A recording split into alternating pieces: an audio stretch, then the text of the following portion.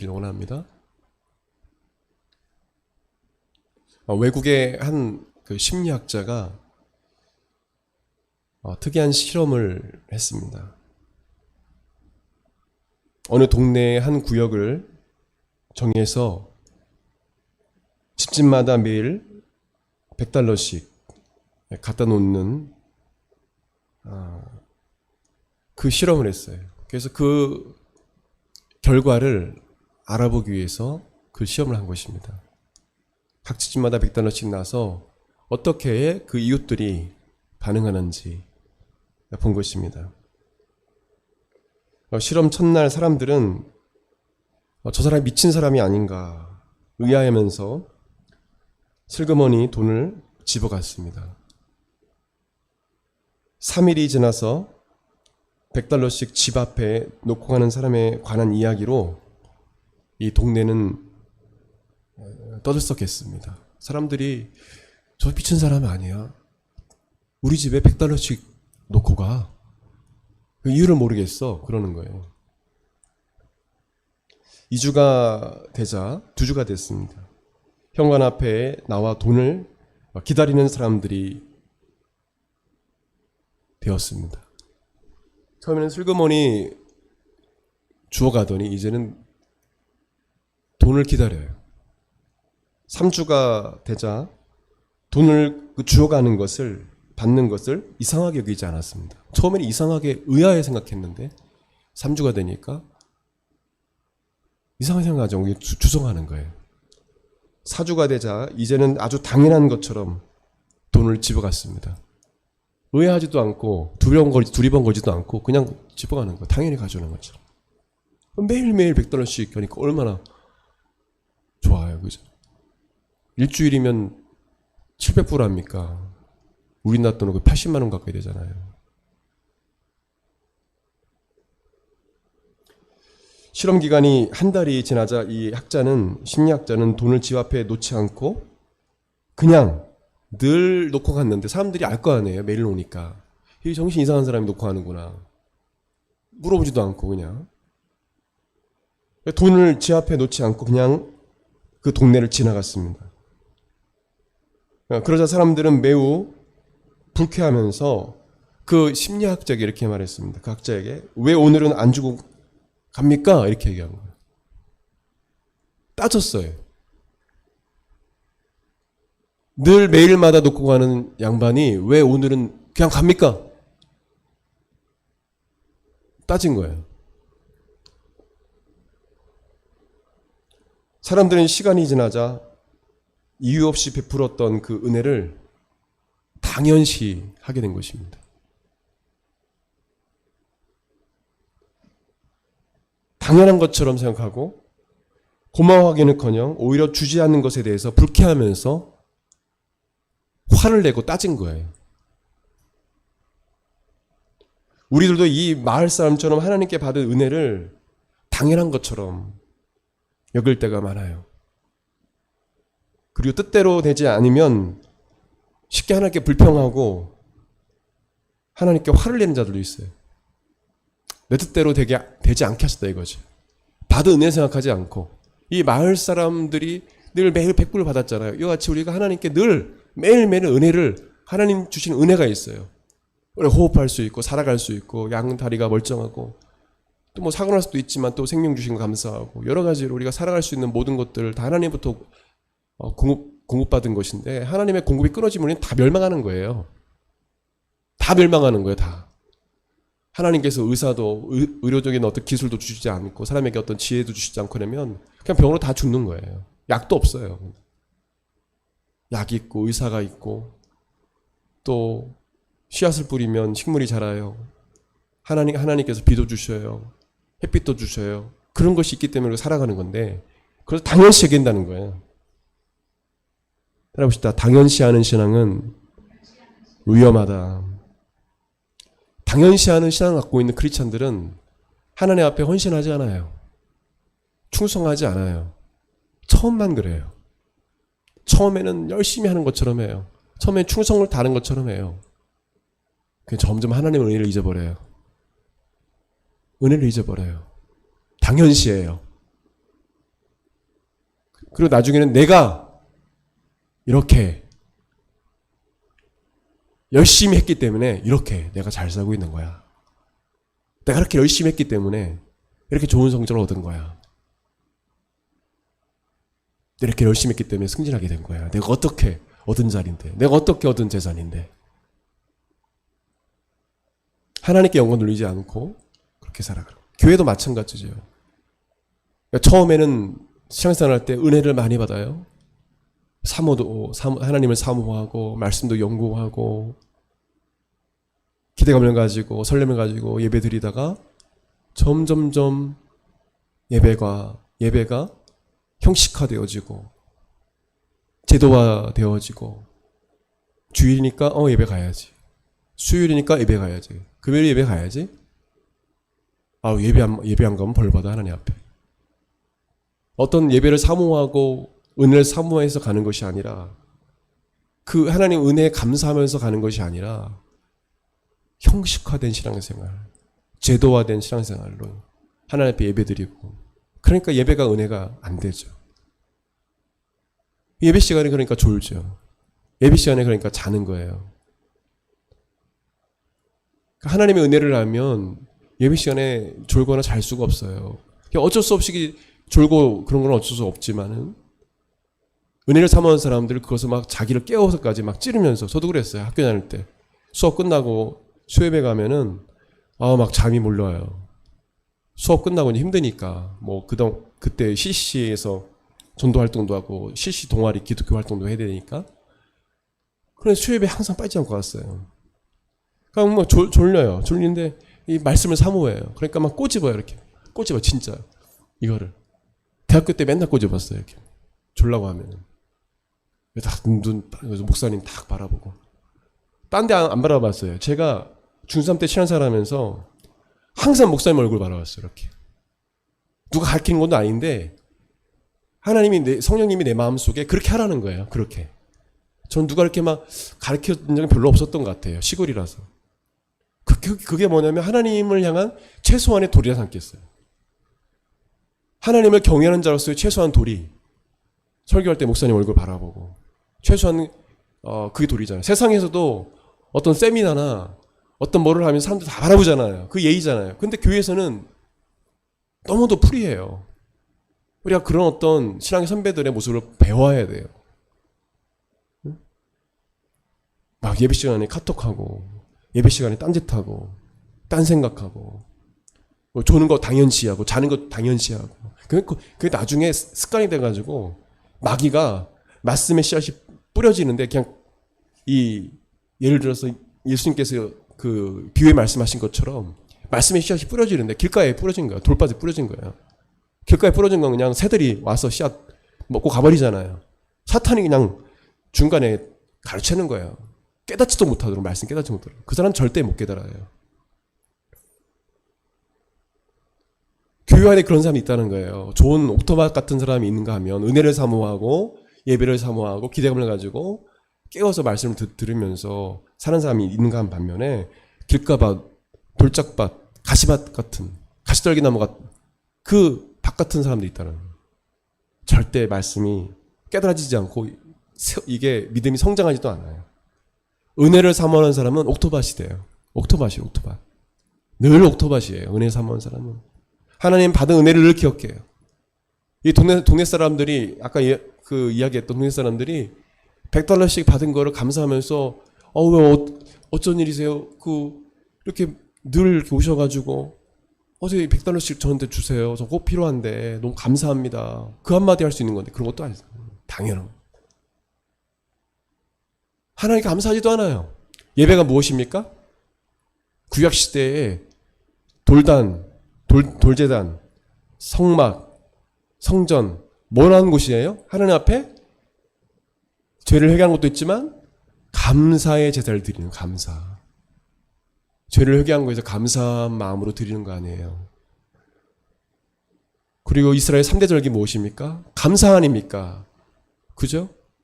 출애굽하게 해준 거 6월절 감사해서, 광야에도 있기에 그래서 살게 해준 거 장막절, 또 초막절 이렇게 하나님께 예배 드리잖아요. 오순절 감사해서 드리는 것이 그 유대인의 그 절기예요. 대표적인 3대 절기. 감사해요. 은혜에 감사해서.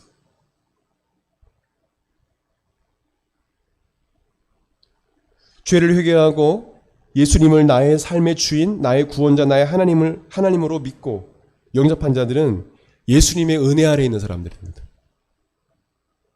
일반적 은혜 아래에 있는 게 아니라 특별한 은혜를 받은 사람들이에요. 세상 사람들 하나님의 일반적 은혜 가운데 살아가요. 호흡하고 살아가고 먹고 살아가요. 그 일반적 은혜죠. 우리는 특별한 은혜를 받았어요. 어떤 은혜예요? 예수를 믿게 된 것. 정수 받고 죽었던 내 영혼이 살아나는 것. 구원받은 것. 거듭난 것. 새 피조물이 된 것. 그 은혜를 경험한 특별한 은혜를 받은 사람들이에요. 그래서 성경은 14절에 우리는 율법 아래에 있지 아니하고 은혜 아래에 있다라고 말씀해요. 인간은 수백 개의 율법 중에 하나만 지키지 않아도 율법 중에 여러 613가지를 하죠. 여러 율법 중에 하나만 지키지 않아도 모든 율법을 범하는 거랑 똑같습니다. 구약시대는 모든 율법을 지켜야 구원을 받아요. 그게 율법이에요. 근데 성경에는 이 세상에 의인은 없나니 하나도 없다라고 했어요. 거룩하고 의로운 사람이 되어야 거룩한 하나님을 만나고 거룩한 천국에 들어가요. 죄 있는 사람은 결코 천국 못 들어가요. 그 율법이에요. 근데 그 율법을 다 지킬 사람은 없어요. 늘 날마다 하나님 앞에 제사를 드려야 되고 회개해야 되고 그렇게 살아가야 되는 거예요. 그것이 율법이에요. 율법. 근데 오늘 성경 뭐라고 말해요? 우리는 예수 그리스도가 이 땅에 오심으로 그 예수 그리스도를 믿음으로 말미암아 우리는 율법 아래에 있지 아니하고 은혜 아래에 있다는 은혜 아래. 율법 아래에 있는 자들은 모두 지옥 가요. 예수 그리스도 십자가의 은혜 아래에 있는 사람들은 천국 가요. 목사님 이거 누가 정한 겁니까? 예, 우리를 창조하신 하나님이 정해놓으신 거예요. 우리의 재판장 내신 유일한 온 민족과 열방 가운데 유일한 재판장 내신 하나님이 만들어 놓으신 법이에요.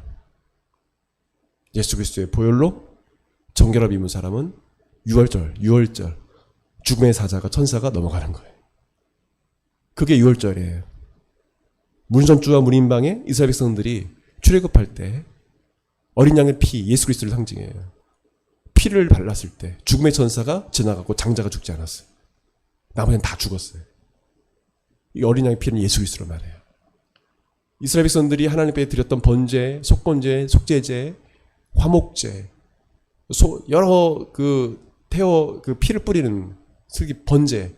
그 피는 뭐냐면 예수 그리스도의 보혈을 말해요. 성막은 예수 그리스도의 몸을 이야기합니다. 오실 예수님을 기대했던, 오실 예수님을 사모하고 그 메시아를 믿었던 하나님의 사람들은 구원받습니다. 그런데 율법으로는 구원받을 구약시대 사람들이 없어요. 따라봅시다. 구약시대 사람들은 오실 예수님을 믿었다. 오실 예수를 믿은 거예요. 그래서 구원받은 거예요. 그 메시아를 기다린 거예요.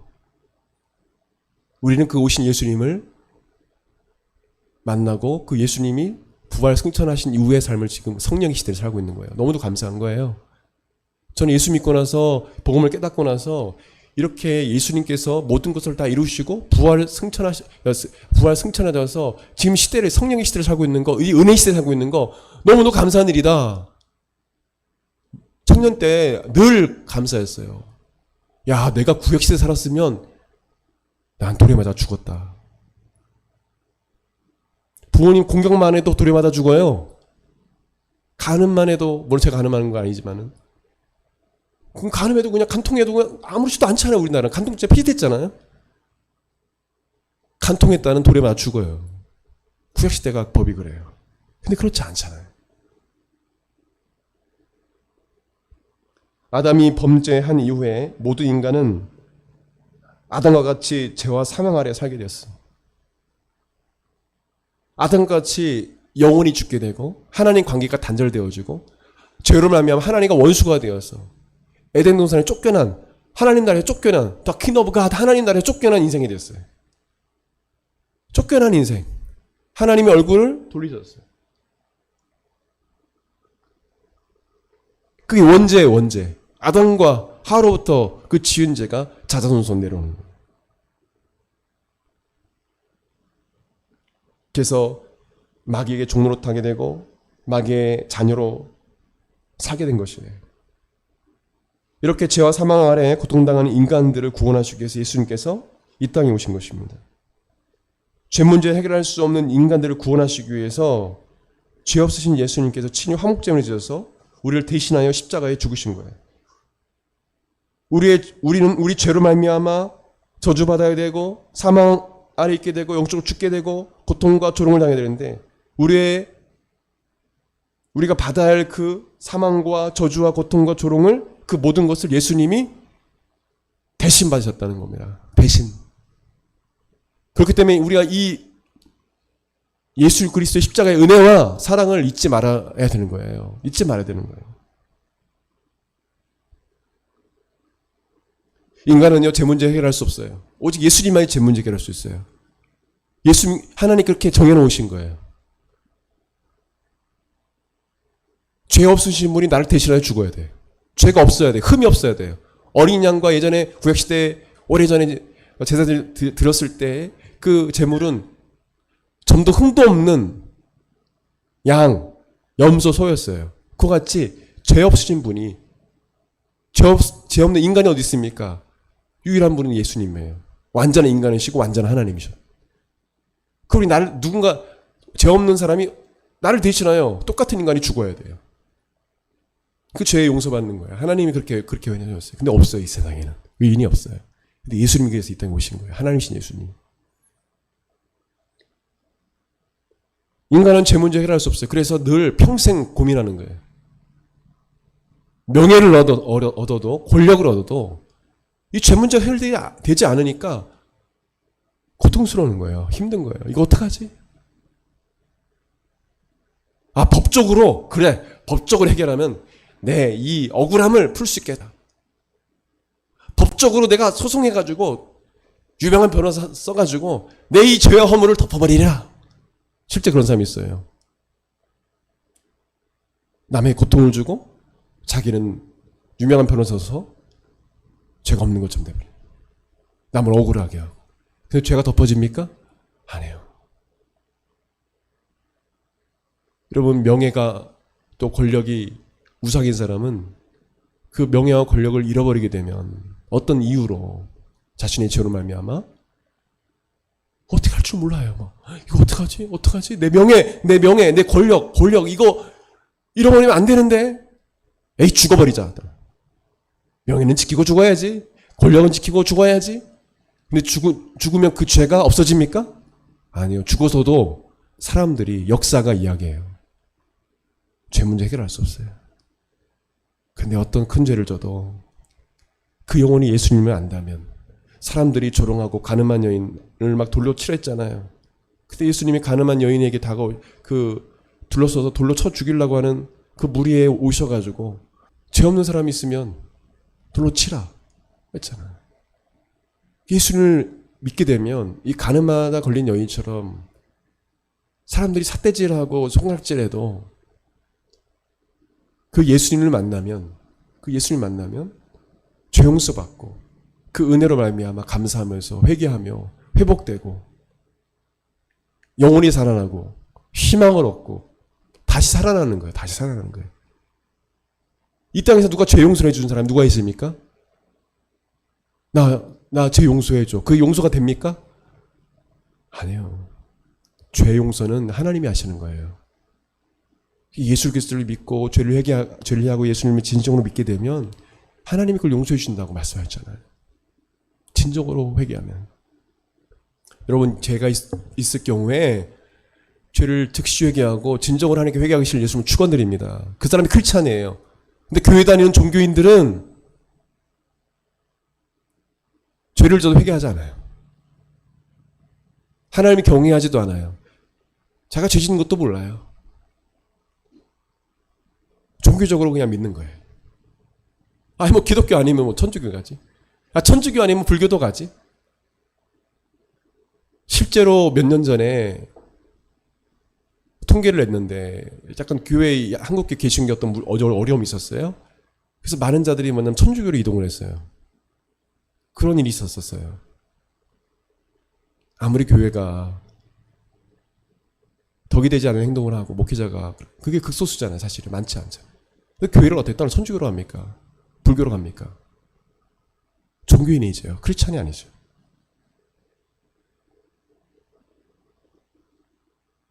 예수 그리스도의 은혜를 모르는 자들입니다.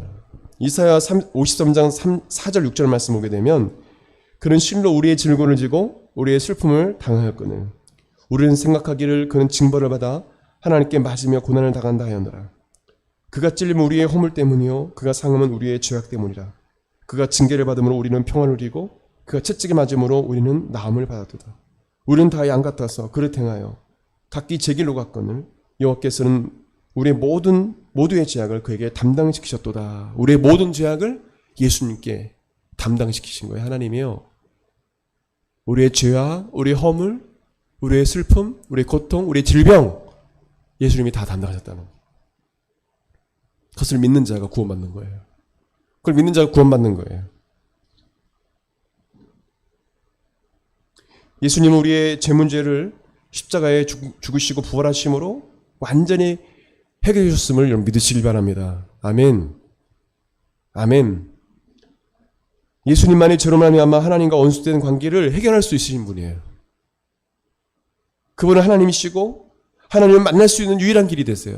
그래서 요한복음 14장 6절 말씀에 예수께서 이르시되 내가 곧 길이요 진리요 생명이니 나로 말미암지 않고는 하나님께 올 자가 없느니라. 아버지께로 올 자가 없느니라.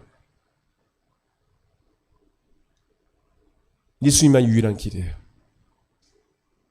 우리를 공헌할 하나님을 만나게 할 다른 이름은 없어요. 우리가 예배드리는 이 근거도 예수님이에요. 예수님이 십자가를 죽으셨기 때문에 우리가 이 교회에서 예배드릴 수 있게 된 거예요. 이 교회에서 예배드릴 수 있게 된 거예요. 예수님의 십자가의 죽으심이 없었다면 우리는 여전히 죄악에, 그 부활이 없었다면 여전히 죄악에 살게 될 것이고 모두 다 멸망했을 것입니다. 왜요? 죄 문제를 해결할 분은 예수님밖에 없기 때문에 죄 가운데 죽는 거예요.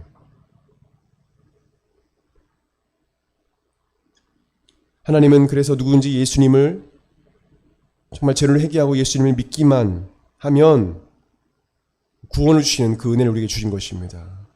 에베소서 2장 8절 9절 말씀 보게 되면 너희가 그 은혜를 인하여 믿음으로 말미암아 구원을 받았나니 이것은 너희에게서 난 것이 아니요 하나님의 선물이라. 행위에서 난 것이 아니니 우리는 누구든지 자랑하지 못하게 함이라. 따라합시다. 너희는 그 은혜를 인하여 믿음으로 말미암아 구원을 받았으니 하나님의 은혜로 우리가 예수 그리스도를 알게 되고 믿게 되고 구원을 받은 거예요. 은혜로. 그 은혜 아래 우리가 살아가는 겁니다. 그래서 우리는 예수님의 십자가의 은혜 아래 사는 사람이에요. 그 은혜로 생명을 얻었고 새 피조물이 되었고 구원을 받았습니다. 그러므로 마귀는 더 이상 우리의 영혼을 도둑질하고 죽이고 멸망시킬 수 없어요. 죄가 우리를 주장하지 못합니다. 15절 말씀대로.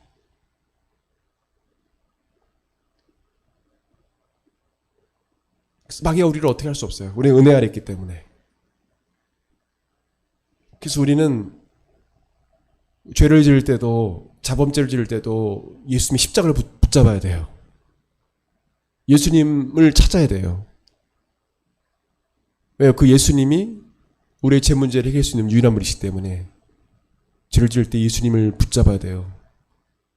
용서를 구해야 돼요. 그 십자가의 능력을 간구해야 돼요. 성령의 또한 능력을 간구해야 돼요. 이 죄를 이길 수 있는 힘을 달라고 성령님 도와달라고 성령님께 간구해야 됩니다. 우리가 예수님의 십자가의 은혜 아래 사는 사람이라면 우리가 우리 육체를 입고 살아가는 때 그 시기 가운데 우리가 자범죄를 짓고 살아가요. 그때 우리는 예수님의 십자가를 붙잡아야 돼요. 성령님 도와달라고 해야 돼요. 우리 영혼은 구원받았지만 우리가 육체로 범죄할 때 예수님 오실 때까지 우리는 하나님 은혜 아래 사는 사람으로서 거룩함과 순결함을 지켜나갈 책임이 있어요. 그래서 주님 말씀하시잖아요. 성경을 통해서 하나님께 말씀하시잖아요. 내가 올 때 점도 없고 흠도 없는 그런 하나님의 자녀가 되어라. 그렇게 만나길 원한다. 점도 없고 흠도 없다는 건 뭐예요? 죄 짓지 말라는 거예요. 죄 짓지 말라는 거예요. 오늘 성경에 나오잖아요. 우리가 이렇게 은혜 아래 사는 사람인데 어떻게 죄를 지을 수 있느냐. 죄 짓지 말고 살아라. 죄를 지지 못한다는 얘기가 아니에요. 우리가 죄를 지고 살아가요. 그러나 더 이상 그 은혜를 안다면 십자가의 그 은혜를 값싸게 생각하지 말고 하나님 앞에 죄 짓고 살지 마라. 똑바로 살아라. 정신 차리고 살아라. 점도 없고 흠없는 자로 하나님 앞에 섰을 때, 하나님 만날 때 그렇게 서 있어라. 그리스도의 장성한 분량이 이르라. 예수님 닮은 삶을 살아라. 말씀해 주시는 거예요. 기름을 준비한 슬기로운 다섯 처녀처럼 거룩한 주의 신부로서 살아가라는 거예요. 예수 믿으면서 몸을 막 함부로 음란에 던져버리고 쾌락을 즐기고, 내가 의지가 그러면 그럴 수 있어요. 그렇게 하지 말라는 거예요. 구원받았다면 그렇게 하지 말라는 거예요. 그런 사람들이 있었다는 거예요. 초대교회도 그런 사람들이 있었어요. 오늘 말씀을 우리가 기억하면서 우리가 기억했으면 좋겠습니다. 매일매일 하나님께서 나에게 은혜를 주시는데 그 은혜를 내가 망각하고 그 하나님 은혜에 내가 감사하지 못하는 것, 우리가 잠시 요번에 삶을 좀 되돌아보면서 그 삶을 회개하고 하나님의 은혜에 늘 감사하며 살겠습니다. 하나님의 은혜를 되새기면서 여러분 감사의 고백을 드리십시오. 그리고 예수님의 십자가의 은혜 아래 내가 살고 있는지, 그냥 쉽게 죄짓고 하나님 앞에 회개도 하지 않고 그냥 그렇게 살고 있지는 않는지 우리가 한번 되돌아보면서 은혜 받은 사람으로서 삶을 제대로 살고 있는지 되돌아보면서 하나님께 회개했으면 좋겠어요. 잠시 1분 정도